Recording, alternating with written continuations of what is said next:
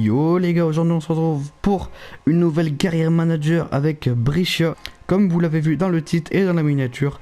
Donc les gars, dans ce premier épisode, on va simuler les matchs de pré-saison.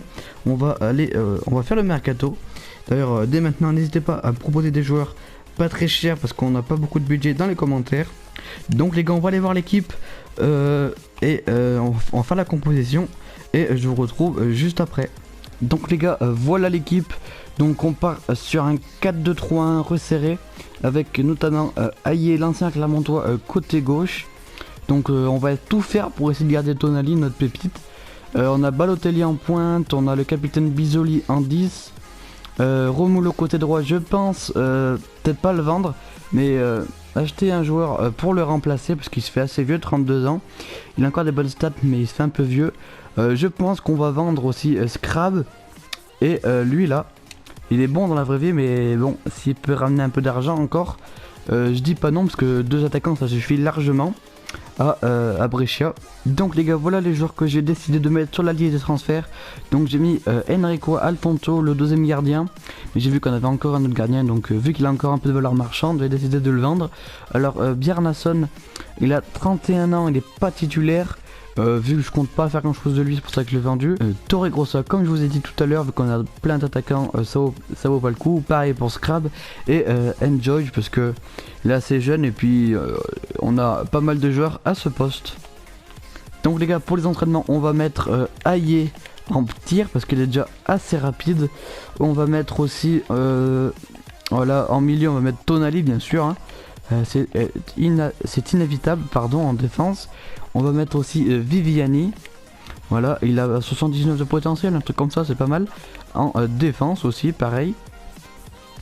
Ensuite, arrière centraux, on va mettre Cristana parce qu'il me semble qu'il a 82 de potentiel. Ou un truc comme ça. Ensuite, en dernier, on va mettre Spalek en, je sais pas, en dribble, vu que je vois qu'il est milieu offensif, voilà. Donc première séance d'entraînement assez mitigée, un A, un B, C, D, F. Ouais, c'est pas exceptionnel.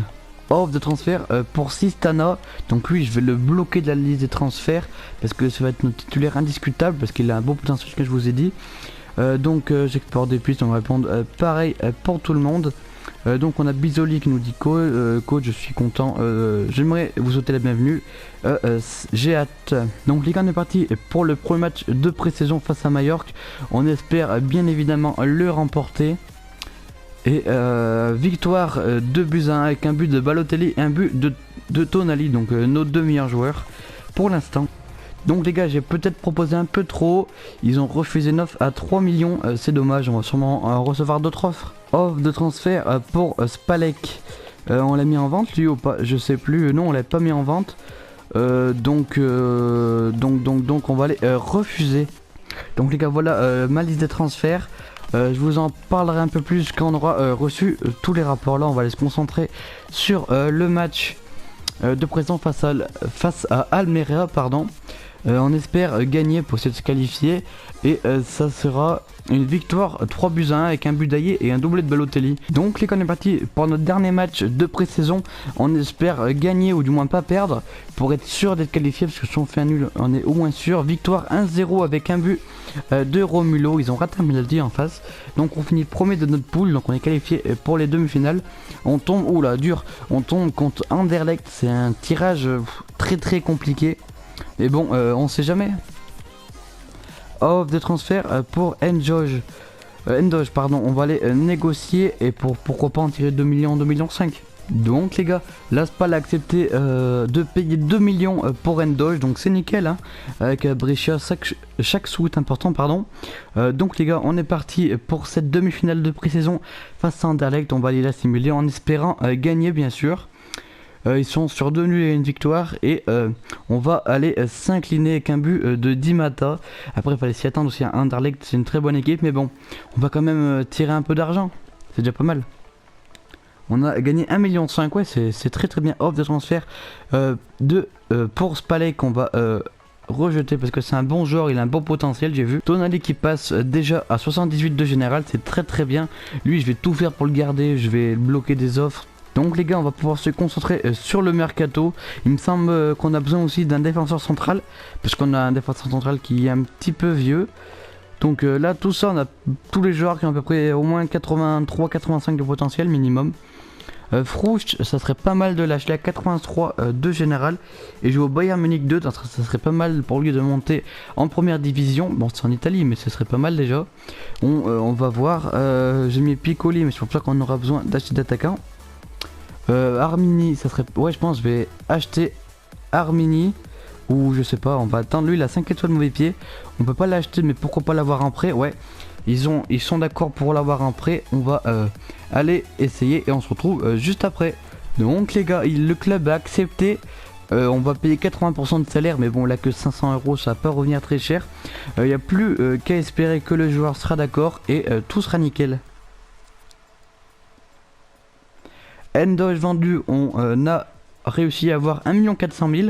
C'est nickel, on a le budget qui commence à monter, on est à 12 millions.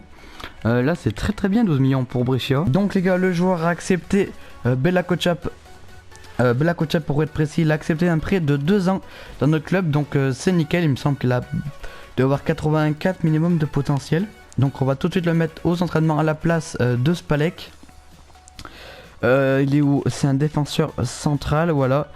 Bella Kotchap, je pense pas le mettre titulaire tout de suite, mais quand il atteindra peut-être 68-70 de général, là on verra plus 1 pour Viviani et il est passé à 64 de général, donc c'est nickel. Donc les gars, je pense qu'on va recruter Carbonero que vous voyez là sur votre écran. Il a une clause libérateur à 3 millions, mais on peut l'avoir pour moins, il est très rapide. 81 d'endurance, c'est très bien aussi. Il a 85 de potentiel.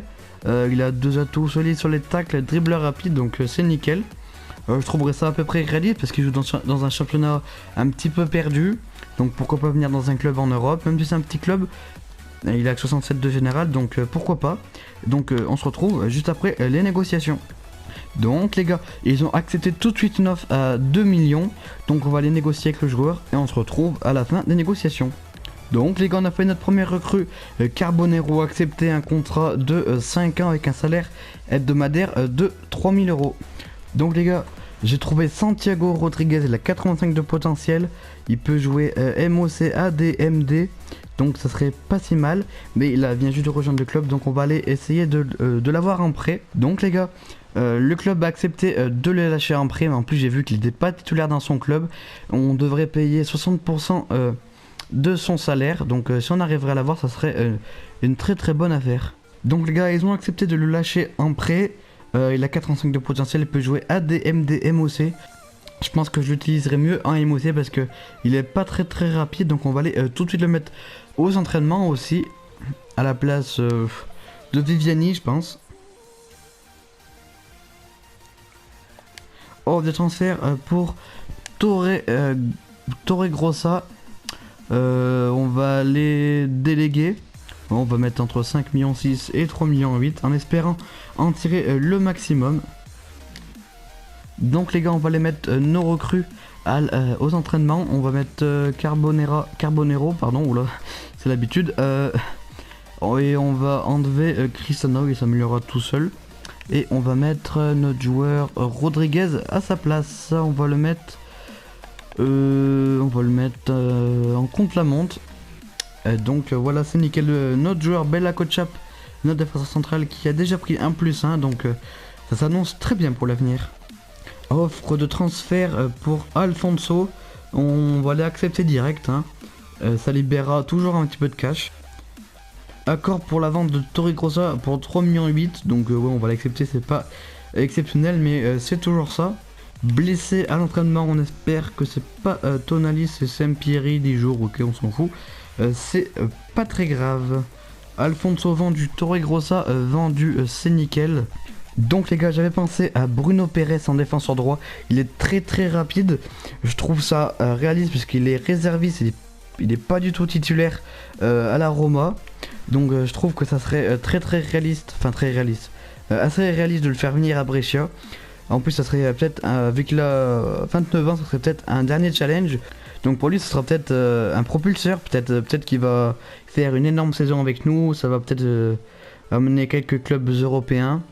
Donc les gars, on est juste avant le premier match de Coupe Nationale face à Frosinone. On va aller voir si on a si on en sait un peu plus sur notre ami Bruno Pérez. On sait qu'il coûte 6 500 000, donc on va aller faire une offre et on se retrouve juste après. Donc les gars, ils ont accepté une offre de 7 millions pour Bruno Pérez. On va aller négocier son contrat et on se retrouve juste après. Donc Bruno Pérez est désormais un joueur de Brescia. Il a accepté un contrat de 3 ans avec un rôle crucial et un salaire hebdomadaire de 25 000 euros et une prime à signature de 250 000 euros. Donc les gars, on va tout de suite le mettre dans l'équipe titulaire. On va voir si on met à la place de Sabelli ou de Mateju. On va le mettre à sa place là. Hop, Bruno Pérez et on va mettre Sabelli de l'autre côté, voilà. Donc je trouve qu'on a une assez belle équipe. Ah oui, on va les mettre aussi nos recrues sur le banc. Voilà, Carbonebo on va mettre sur le banc, lui aussi. On va le mettre sur le banc et Rodriguez aussi à la place de lui. Et lui on va l'enlever et on va mettre Spalek pardon. Donc les gars, on est parti pour le premier match. Donc les mecs, on est parti pour le premier match de cette saison. C'est en Coupe Nationale face à Frosinone. Donc les gars, on est parti pour les meilleurs moments de ce match. Oui, Balotelli. Oui, Balotelli il est parti, elle est en force. Oui. Et dans l'axe, pourquoi pas un centre et ça sera contré, peut-être la tête et ça sera en l'air. Pourquoi pas prendre la tête. La tête. C'est l'ouverture du score de Brescia sur un gros cafouillage dans cette surface. La balle elle est montée jusqu'au ciel et la tête de notre joueur qui vient lober le gardien. Et ça fait 1-0 le but de Dimitri Bissoli, le capitaine. Ce match commence très très bien. Frosinone à l'attaque. Ils sont dans notre surface, le centre, le tir, ouh, ça sera un corner, on n'est pas passé loin de se faire égaliser là. Allez, Romulo à l'attaque côté droit, oh oui, il est passé en vitesse. Allez Romulo, centre second poteau, t'as vu, aïe, allez le centre et ça sera dévié par le gardien. Le gardien, je le sens pas très à l'aise dans les airs. Hein. Encore là, c'était limite. Allez, c'est pas le plus rapide, mais pourquoi pas l'appel d'Aïe. Oui, il a réussi à garder la balle. Balotelli, oui, belle passe sur Aïe dans l'axe. Pourquoi pas. Ouh, dommage. C'est à peine trop long pour Bissoli. Enfin, c'est quand même pas mal trop long. Le centre raté d'Aïe. En même temps, il est droitier. Là, c'est un centre pied gauche. Allez, pourquoi pas. Côté droit, Bissoli. Il va peut-être centrer. C'est bien fait, la tête. Et le doublé, pas le doublé non, le deuxième but dans ce match. On fait le break face à Frosinone. Le beau centre de notre capitaine pour la tête de qui déjà, de Romulo. Et ça fait 2-0. Oh oui, Bissoli à l'attaque. Allez. Frappe croisée garçon. Et le doublé de Bissoli, de notre capitaine, qui vient marquer le 3e but dans ce match. La 43e minute de jeu, juste avant la mi-temps. C'est nickel, on arrive à creuser le trou face à cette équipe de Ligue 2 il me semble. De Ligue 2 italienne si je dis pas de crack. Donc les gars, c'est la mi-temps, on mène 3-0 avec 2 buts de notre capitaine Bissoli et une passe D de sa part. Donc c'est un très bon match de sa part. Donc les gars, on est parti pour les meilleures actions de la deuxième mi-temps.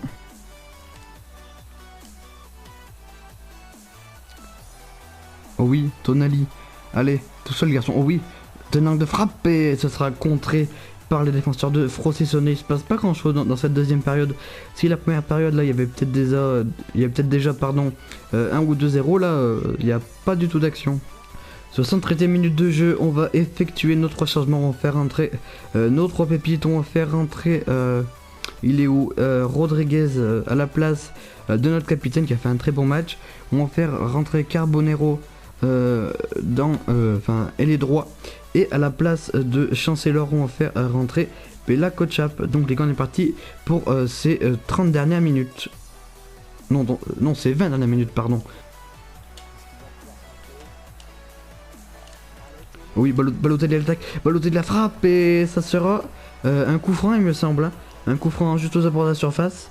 Je sais pas si on a des bons... Ah non, ce sera un penalty. Penalty pour Balotelli, est-ce qu'il a des bonnes stats? Oh oui, 91. Allez, On va le placer dans la lucarne. Voilà, comme ça. T'as finishing vert. Et ça sera son premier but dans ce match de Balotelli. Voilà, 4-0 ça fait sur un penalty magnifiquement transformé par Balotelli. Il la met en pleine lucarne et ça fait 4-0. Le tir de Frostionné, ça sera un penalty, la faute pardon, de notre recrue, notre jeune joueur qui sûrement une erreur de jeunesse, voilà. Il a 18 ans, ça c'est une erreur mais bon. S'il marque, ça va pas changer grand chose à l'issue de ce match et ça sera une barre. Oh oui, ça, on arrive à préserver notre clean sheet, pardon, et l'arbitre sifflera un hors-jeu, c'est nickel. Ils ont tiré sur la barre parce que là j'étais complètement parti à contre-pied avec le gardien, mais c'est nickel.